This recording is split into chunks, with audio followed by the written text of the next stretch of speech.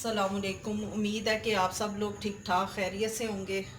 आज मैं आपको सरसों का तेल कैसे जलाया जाता है और कैसे इसको खानों में इस्तेमाल किया जाता है वो तरीका बताऊंगी। ठीक है।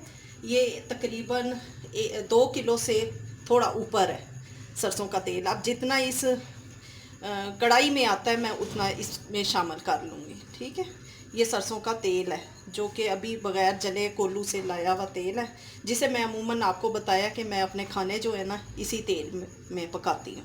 तो इसको पकाने से पहले इसको जलाया जाता है, इस्तेमाल के काबिल बनाया जाता है। इसकी जो एक कड़वाहट है कह लें, और एक इसकी जो एक अलग सी एक स्मेल होती है वो ख़त्म हो जाती है इस तरीके से। अब ये मैंने दरमियानी आंच में चूल्हा जला दिया है और ये सरसों का तेल इसमें शामिल कर दिया है। इसमें अब मैं अंदाज़े से ये 6 दाने हैं लहसुन के बग़ैर छिले, वो मैं इसमें डाल दूँगी। ठीक है। और इसको उस वक्त तक जलाना है जब तक ये लहसुन भी बिल्कुल अच्छी तरह जल जाए और इसमें से अच्छी तरह धुआं आने लग जाए। ये तो हो गई बात। और आपको इसके अलावा मैं बताऊं कि इस तेल के कितने फ़ायदे हैं। इसके इतने फ़ायदे हैं कि आप भी सुनकर हैरान होंगे कि ये एक तो ये है कि ये बालों के लिए बहुत फ़ायदेमंद है, और दूसरे ये कि ये नाखूनों में कोई इन्फेक्शन हो जाए उसके लिए फ़ायदेमंद है, और नज़र की कमज़ोरी जिनको है उनके लिए, और नज़ला ज़ुकाम का इलाज भी है इसमें। इसके अलावा ख़ारिश जिनको होती है उसका इलाज भी है।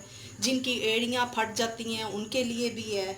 और जली हुई स्किन अगर हाथ जल जाता है फ़र्ज़ करें तो एकदम आपको यानी ये ठंडक देता है अगर आप खालिस सरसों का तेल अपने उस जली हुई स्किन के ऊपर लगा लें। ठीक है। ये है। और ये आपको पता होगा कि ये सरसों के बीज से ये तेल बनाया जाता है, और बहार के मौसम में ना सरसों के फूल खिलते हैं जिनमें ये बीज बनता है और इस्तेमाल किया जाता है। इससे फिर बीज से ऑयल इस बनता है। ठीक है। और इसके अलावा आपको ये मैं बताऊं कि अमूमन इसको जो है ना मुख्तलिफ़ किस्म की अद्वियात में भी इसको सरसों के तेल को इस्तेमाल किया जाता है, और कई हकीम वग़ैरह तो इसको तेलों का सरदार भी कहते हैं। और मेरे हिसाब में जैतून के बाद इसका दूसरा नंबर आता है सरसों के तेल का। ठीक है। और इसका ये है कि बालों के लिए ये इस तरह फ़ायदेमंद है कि आप नीम के पत्ते लें, उनको दोरी में अच्छी तरह पीस लें, पानी इस्तेमाल मत करें। ठीक है। और उसके अंदर सरसों का तेल शामिल करके पत्ते जब कूट लें पीस लें तो उसमें आप सरसों का तेल शामिल कर दें और उसको जलाएं। यानी पकाना है, हल्की आंच पे पकाना है। ऐसे नहीं पकाना कि आपने बिल्कुल जला देना है। जब आप तेल की रंगत देखें ना ग्रीन कलर की हो गई है, यानी नीम के पत्तों जैसी रंग की ग्रीन कलर का ऑयल हो जाएगा, तो समझें कि ये तेल तैयार है। अब इसको आप जो है ना नहाने से पहले सर पे लगाएं और नहाने के बाद भी सर पे इस्तेमाल करें। तो जो बाल के जितने भी आपके बालों के कोई मसाइल हैं ना वो सारे ठीक हो जाएंगे, किसी किस्म के भी जो भी हैं। ठीक है। और इसके अलावा ये है कि अक्सर नाखूनों में कोई फंगस वगैरह पैदा हो जाता है जिसे फंगल इन्फेक्शन कहते हैं। ठीक है। उस पे भी अगर आप नहाने के बाद तेल लगाएं या नहाने से पहले भी आप नाखूनों पे जहाँ इन्फेक्शन हुआ है वहाँ आप ये सरसों का तेल लगाएं ना, तो उससे भी इन्फेक्शन ख़त्म हो जाता है। और जुओं के लिए ये है कि ये जुओं के लिए भी बड़ा फ़ायदेमंद है। वो इस तरह है कि आप एक गोली फ़नाइल की ना पीस के उसको सरसों के तेल में ना शामिल कर दें। ठीक है। और फिर उसको जब अच्छी तरह वो तेल सरसों का उसमें मिक्स फ़नाइल की गोली हो जाए तो फिर आप उसको सर पे इस्तेमाल करें, तो इससे ये है कि जुओं का भी खात्मा होता है। ठीक है।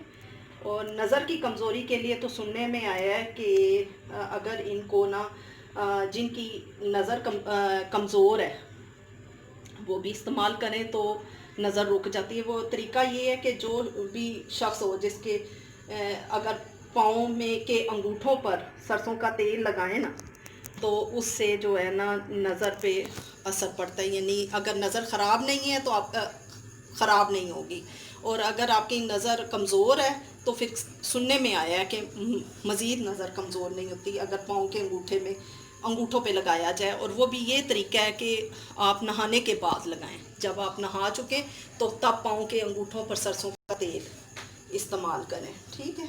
इसी तरह जिनको नज़ला ज़ुकाम वग़ैरह होता है उनके लिए भी बहुत फ़ायदेमंद है कि रात को सोते वक्त आप अपनी नाक के जो नथने हैं ना उनमें आप सरसों का तेल इस्तेमाल करें।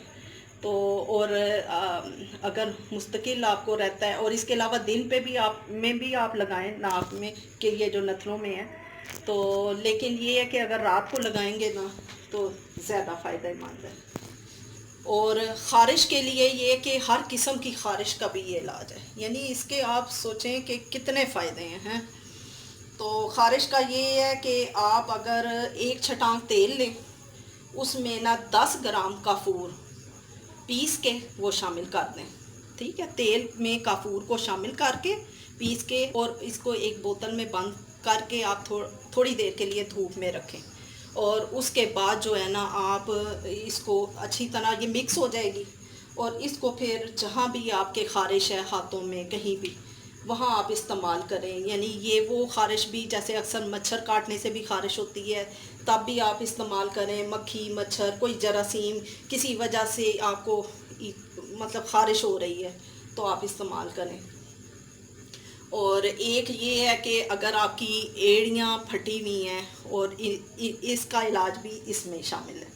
इसका ये है कि आप सरसों के तेल को गरम करें, और तकरीबन आध पाव ले लें सरसों का तेल, और उसमें ना एक आप मोमबत्ती जो है ना उसके टुकड़े करके, जब तेल गरम हो जाए ना तो मोमबत्ती के टुकड़े करके उसमें शामिल कर लें, और उसको ठंडा होने दें, तो वो बिल्कुल एक वैसलीन की शक्ल अख्तियार कर जाएगा, ठीक है।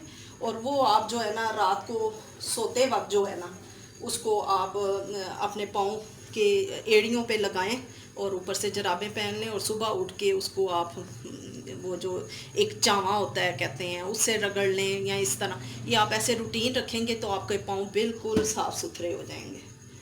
और इसके अलावा जिनके जो, जब वही आपको मैंने शुरू में बताया कि अगर हाथ अचानक जल जाता है तो कुछ जलन हो जाती है, तो फिर आप ना उसके ऊपर भी सरसों का तेल लगाएंगे तो उससे भी आपको बहुत फ़ायदा होगा। और कहते हैं, ये तो मेरी खाला भी बताती हैं कि अगर नींद ना आ रही हो तो पाँव के तलों पर आप सरसों के तेल की मालिश करें, एक तो नींद भी अच्छी आती है, और इस तरह एक हाथ और पैरों में जो जलन जिन लोगों को होती है उसका भी बहुत फ़र्क पड़ता है, ठीक है। ये कुछ फ़ायदे हैं जिनका मैं जी, एक बग़ैर मतलब पानी ना लगा हुआ हो चम्मच को, साफ़ सुथरा खुश्क चम्मच हो, ये मैं दिखा रही हूँ आपको कि दिखाने के लिए ऐसे आप देख सकते हैं। चेक, ये देखें अभी इसमें पिलाहट है, एक टाइम आएगा कि इसका रंग जो है ना हल्का कलर हो जाएगा, येलो से इसका कलर लाइट में चला जाएगा। वो भी मैं आपको दिखाऊंगी कि तब आपने समझना है कि ये अब तेल खाने के लायक हो गया है। और दूसरे ये कि ये जो लहसुन की तुरियां डाली हैं ना, आपने बहुत एहतियात करनी है। मैं आपको बार बार कह रही हूँ कि बड़ी एहतियात करनी है। अभी मेरे साथ एक अनहोनी हुई है जो आपको तो खैर मैंने नहीं दिखाई।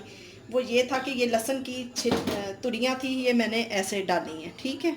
उनमें से एक छुरी लहसुन को टक नहीं लगा था। आपने जब डालना है ना लहसुन तेल में तो आपने ऐसे एक टक लाजमी लगाना है, ऐसे लगा के आपने और फिर आपने डालना है। वरना दूसरी सूरत ये भी है कि आप लहसुन को छील के तो तब डालें, ठीक है। वो एक छिला हुआ नहीं था तो उससे एकदम पटाखा बजा है, तो ये बहुत डेंजरस है। और ख़ासकर ये जब तेल आप जलाएं ना तो कोशिश करें कि ऐसे टाइम चलाएं जब आपके छोटे बच्चे आपके किचन के इर्द गिर्द ना हो, ठीक है। बड़ी एहतियात करें। और ये है कि जब आप तेल जला चुकें तो उसके बाद उसी जगह ही आप चूल्हे को बंद कर दें और उसके ऊपर कोई जली दे दें, और बच्चों पे नज़र रखें, कोई बच्चा ना करीब जाए, बच्चों की एहतियात करनी है, ठीक है।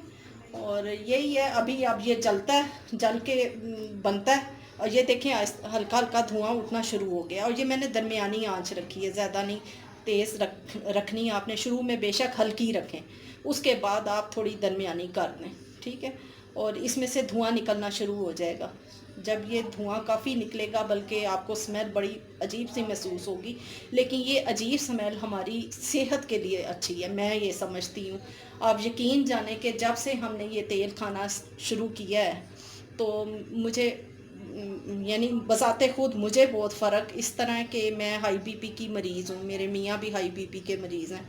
तो हमें जो है ना, हमारा बीपी भी बहुत कम होता है, कोई कर लो, कोई बेहतियाती कर लो तो बढ़ता है। वैसे शुक्र अल्हम्दुलिल्लाह कि ये जो है ना हाई ब्लड प्रेशर के मरीज़ों के लिए भी फ़ायदेमंद है, और ये कोलेस्ट्रोल भी नहीं बनाता। मैं जब दूसरा ऑयल इस्तेमाल करती थी ना, तो मेरे जो दिल की धड़कन है ना वो तेज़ रहती थी, और ऐसे जैसे दिल फड़कता फड़कता महसूस होता था। लेकिन जब से मैंने ये ऑयल इस्तेमाल करना शुरू किया है ना, तब से ये फड़कन जो है ना ये ख़त्म हो गई है। और आप नोट करें कि कभी ये वाला ऑयल ले लें और साथ सरसों के तेल को साथ रख लें, कोई भी ऑयल ले लें और साथ सरसों के तेल को अलग-अलग प्लेटों में रखें। आप यकीन जानें, वो सरसों का तेल थोड़ा सॉरी, जो दूसरा ऑयल होता है वो जमने के करीब आ जाता है, लेकिन ये ऑयल जमता भी नहीं है। तो ये है, कहने वाले तो ये यानी ये कोलेस्ट्रोल भी कम करता है, सुनने में ये आया कि ये कोलेस्ट्रोल भी कम करता है, और दिल के मरीज़ों के लिए भी अच्छा है। ठीक है, हम और दूसरे ये केमिकल से पाक है, ये कुदरती तेल है, ये हम कोल्हुओं से, बीजों से निकला हुआ तेल है, जिसको हम अगर थोड़ी सी मेहनत कर लें अपने खानों में पकाने के लिए, जहाँ हम इतना मतलब करते हैं, ख़र्चा कर देते हैं कितना कितना, वहाँ अगर हम थोड़ा सा अपनी मेहनत और कर लें, तो ये अब हमारे बच्चों और हम सब के लिए अच्छी चीज़ है, कि बजाय हम केमिकल्स वाला तेल इस्तेमाल करें, या क्या कोई तेल कैसे बन रहा है हम नहीं जानते, लेकिन ये खालिस यानी बीजों से निकला हुआ, जाके कोल्हू से लो खालिस, जहाँ आपको पता हो कि वहाँ से खालिस चीज़ मिलती है। इस तरह की चीज़ें हमें अपने खानों में कोशिश करनी चाहिए, हम कुदरती चीज़ें इस्तेमाल करें, ऑर्गेनिक चीज़ें इस्तेमाल करें। तो ये अब ये ज़रा बनता है, जब इसका वो ख़त्म होता है तो फिर मैं आपको बताती हूँ कि अब ये तैयार है कि नहीं।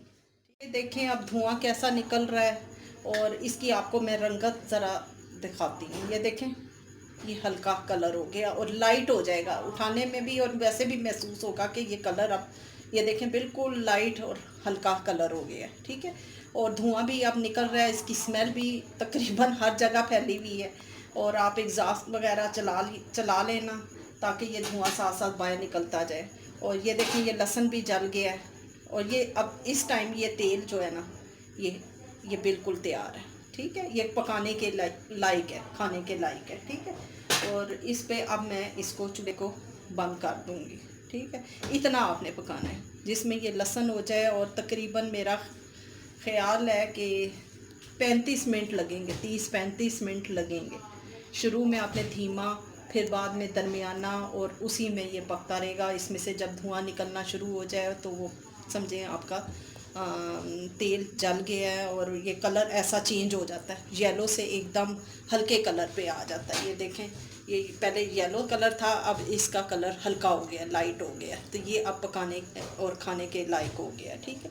आप यकीन जाने कि इसी में मैं पुलाव तक बनाती हूँ, हर चीज़ मैं इसमें बना, सिवाय मीठे के अलावा मैं हर खाना इसी में बनाती हूँ, और कोई पहचान भी नहीं सकता कि जी इसमें कोई यानी सरसों का तेल शामिल है, पता ही नहीं चलता, और फ़ायदेमंद भी है, और आपको मैंने इसके फ़ायदे भी बताए हैं। और कई लोग तो इसको जो जलाते हैं ना, उसमें समझे 2 किलो तेल लेते हैं, और उसमें 1 प्याज, लहसुन के 10 जोए ले लिए, और अदरक का 1 इंच का टुकड़ा, और 10 हरी मिर्चें डाल के जला के भी इस्तेमाल करते हैं। और वो कहते हैं, सुनने में आए, मैंने ऐसे कभी नहीं किया, ये लहसुन भी अब कुछ अरसे से मैं डालना शुरू किया, वरना मैं खाली तेल को ही जला लेती थी और इस्तेमाल करती आई हूँ। किसी ने मुझे कहा कि लहसुन से जला लिया करो, तो वो मैं कर रही हूँ, और दोनों सूरतों में सही है। वो कहते हैं वो जो प्याज, लहसुन और अदरक और मिर्चों वाला है, कहते हैं वो भी बहुत फ़ायदेमंद होता है, वो खून, दिल की नालियों को भी साफ़ करता है। ये मैंने आजमाया नहीं है, ये मैंने सुना है, ये मैं इस पे यानी कुछ नहीं कहती, ठीक है। लेकिन मैं इसी तरह इस्तेमाल कर रही हूँ, काफ़ी अरसे से खाली कर रही थी बग़ैर लहसुन जलाए, अब मैं लहसुन जला लेती हूँ। प्याज मैंने कभी प्याज से नहीं जलाया। तो आप भी इस्तेमाल करें, आपके बच्चों के लिए, आप लोगों के लिए फ़ायदेमंद है। इसके साथ ही बहुत बहुत शुक्रिया, और दुआओं में याद रखें, और अल्लाह ताला आप सब की जायज़ और दिली ख्वाहिशात को पूरा करे, और मेरे चैनल लाइफ विद किटी को ज़रूर सब्सक्राइब कर दें। आपका बहुत बहुत शुक्रिया।